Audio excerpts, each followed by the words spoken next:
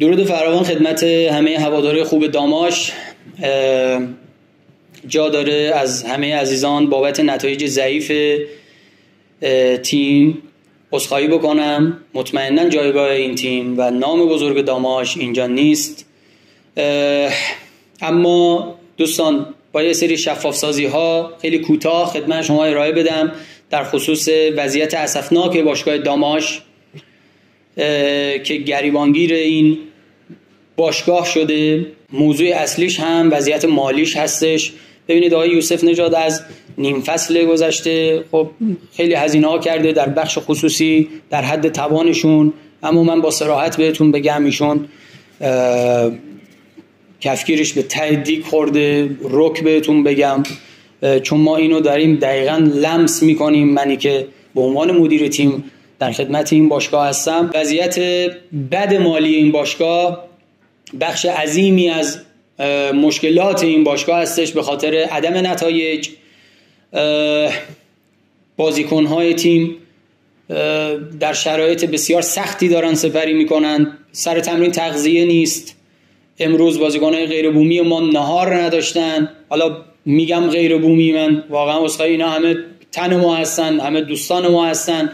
نهار نداشتن، شام نداشتن. حتما خبر دارید که ما چگونه به شهر بابک رفتیم. ما 5:30 صبح رسیدیم شهر بابک و بچه‌ها ساعت 12 بیدار شدن. ساعت 1 به سمت استادیوم رفتیم، آماده بازی شدیم. با اون حال بچه‌ها کمکاری نکردن، تمام توان خودشون رو گذاشتن.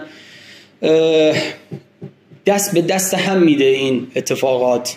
ما حتی برای کاهش هزینه ها برای سفر به شهر بابک 18 بازیکن بردیم. ما که میتونیم 21 نفر رو ببریم و از وجود این بازیکن ها استفاده بکنیم، ما با 18 بازیکن رفتیم و 2 کادر فنی رفتیم.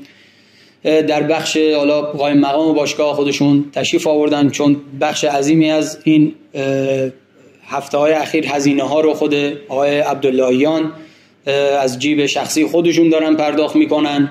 سرمربی تیم به من امروز زنگ زده، به من میگه آقا اینجا چه خبره؟ دستای پشت پرده ای هستش که به محض ورود من این اتفاقات داره میفته.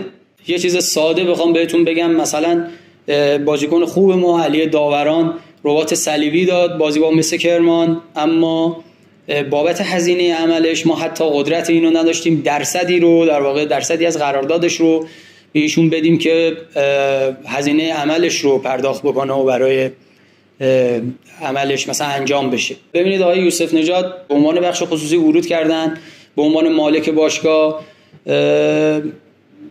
اما آنچنان حمایتی از سوی مسئولین محترم از ایشون نشد.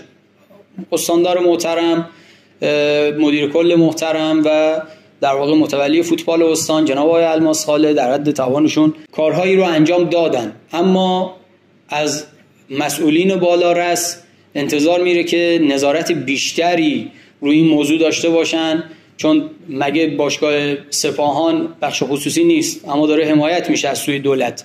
باشگاه فولاد و خدمت شما عرض شود که باشگاه آلومینیوم عراق باشگاهایی هستن که دارن حمایت میشن، اما از بخش خصوصی ما از جناب آقای یوسف نژاد حمایتی نشد. بازیکن‌ها الان درصد خیلی پایینی رو گرفتن. من در آینده خوبی رو برای این باشگاه واقعیتاً نمیبینم. من تقاضا دارم عاجزانه یکی ورود بکنه.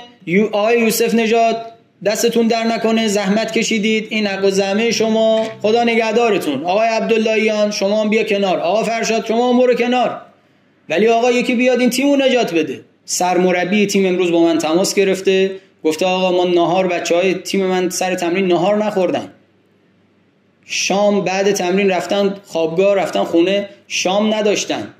این یه چیز اصلا فاجعه باریه. خجالتم میگیره. من تلفن والا جواب میدم فقط سکوت میکنم. لطفاً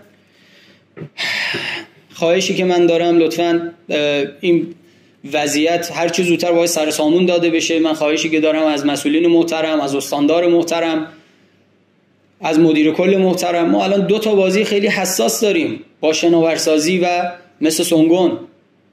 2 بازی معتقدم 9 امتیازی 6 امتیازی هم نیست.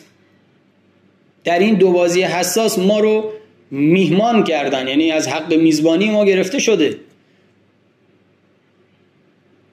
یعنی نامه‌ای فشاری از سوی حالا مدیر کل زده نشده برای در واقع وزارت ورزش، برای فدراسیون.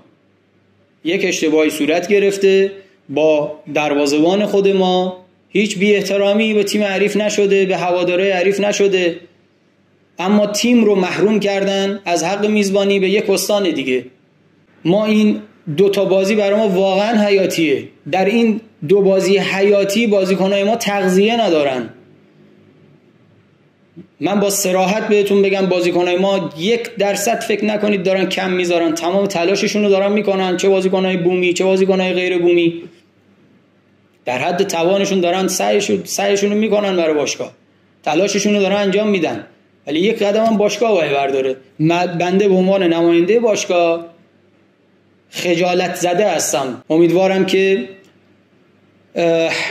هرچه زودتر نام بزرگ داماش رو